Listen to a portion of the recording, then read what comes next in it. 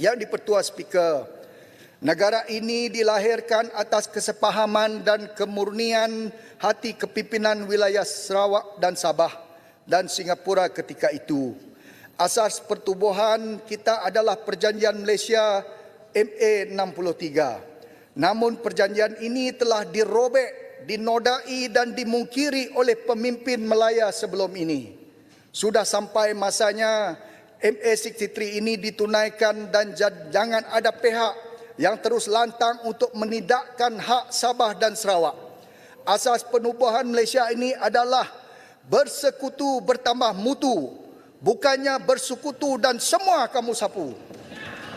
Kerusi Parlimen kamu sapu, jawatan KSU kamu sapu, jawatan tinggi perkhidmatan kamu sapu, jawatan tinggi GLC, GILC kamu sapu, peruntukan tajaan program pendidikan MARA kamu sapu, jawatan guru khas Sarawak pun kamu nak turut sapu juga.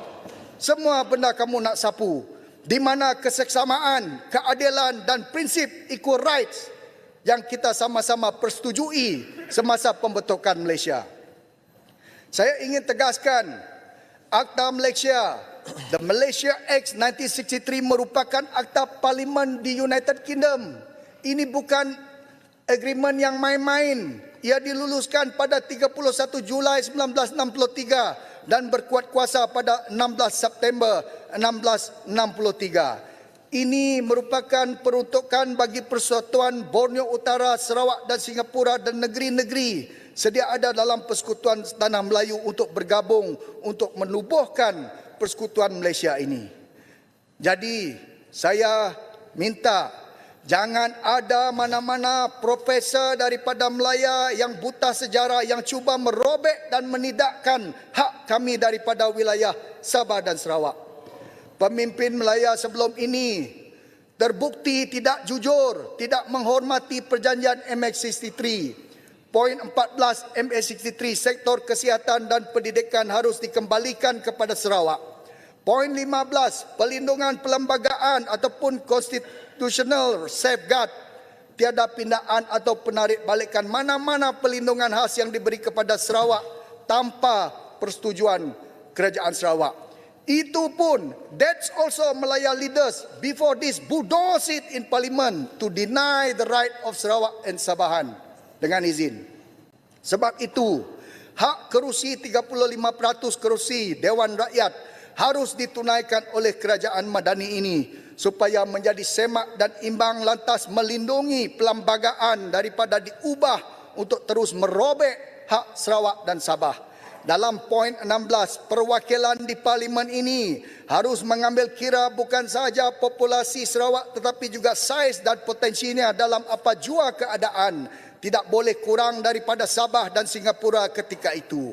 Oleh itu, inilah asas persefahaman 35% kerusi Dewan Rakyat adalah milik Sabah dan Sarawak setelah ketiadaan Singapura. Malah dewasa ini lebih dahsyat. Pemberian hasil bersih di bawah artikel 112C, 112D bagi Sabah dan Sarawak dan dalam perlembagaan persekutuan pun tidak ditunaikan sepenuhnya. Namun dalam pembelanjaan ini saya berterima kasih kepada Yang Amat Berhormat Tambun dan Kerajaan Madani kerana telah memberi 600 juta masing-masing kepada Sabah dan Sarawak. Namun begitu ingin saya tegaskan, hakikatnya sampai hari ini Sabah belum menerima pemberian hasil bersih sebanyak 40% yang dikutip daripada Sabah. Kalau perkara dalam perlembagaan pun tidak dihormati, tak payah kita sembang kencang nak hormat rukun negara. Dalam rukun negara kita berikrar secara jelas untuk memertabatkan keluhuran perlembagaan. Kalau perkara dalam perlembagaan ini juga pemimpin Melaya sebelum ini abaikan, maka mereka tidak layak untuk berbicara mengenai integriti, berbicara mengenai tabik urus dan tata kelola yang baik dan berbicara tentang keadilan. Jangan main-main dengan Sarawak dan Sabah.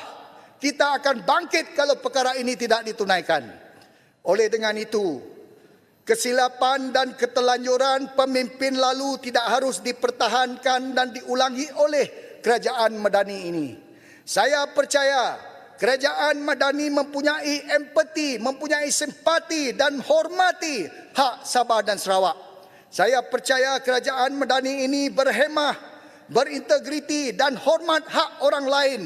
Saya percaya kepimpinan kerajaan pimpinan Madani yang dipimpin oleh Yang Amat Berhormat Tambun berbeza dengan kepimpinan Melaya sebelum ini.